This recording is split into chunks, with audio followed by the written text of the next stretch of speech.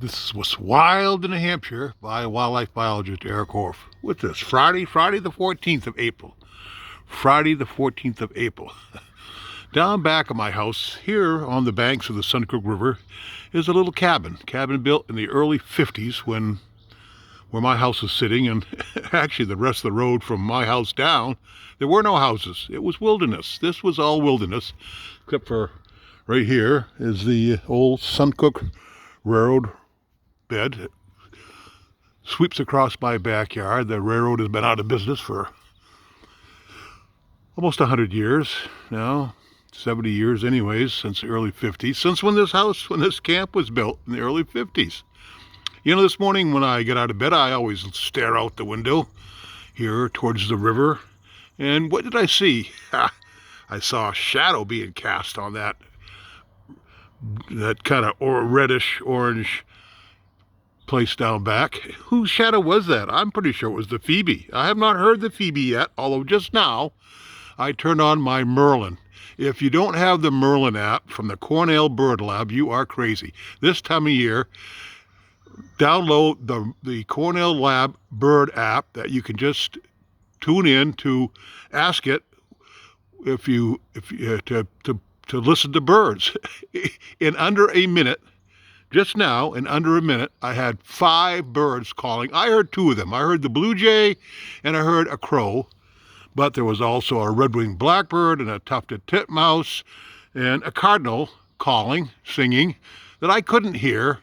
I'm sure if I stood here long enough, eventually I might be able to hear them, but this Cornell Lab Merlin app just lets you know what is around, even though you can't see them.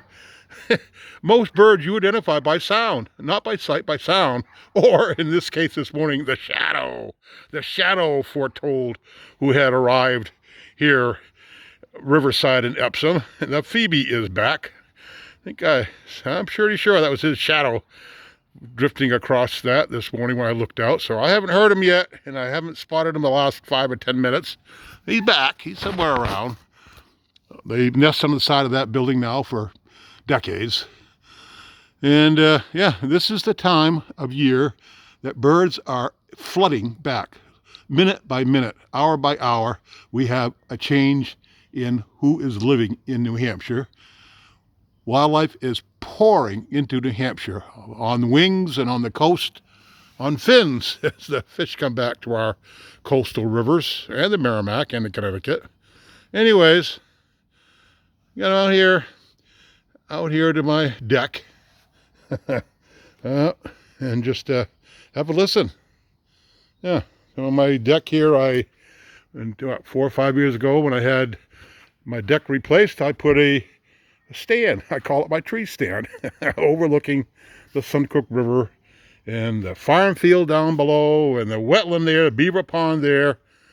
And it's full of life this morning. It is absolutely full of life. Get outside, even if for 5 or 10 minutes. You don't have to take a 3-hour hike. Just stop and listen. And get out your cell phone and put it on Merlin, the Merlin app from the Cornell Lab, and see who is surrounding you. You are surrounded by wildlife right now in New Hampshire. It's the best time of year to see and hear wildlife.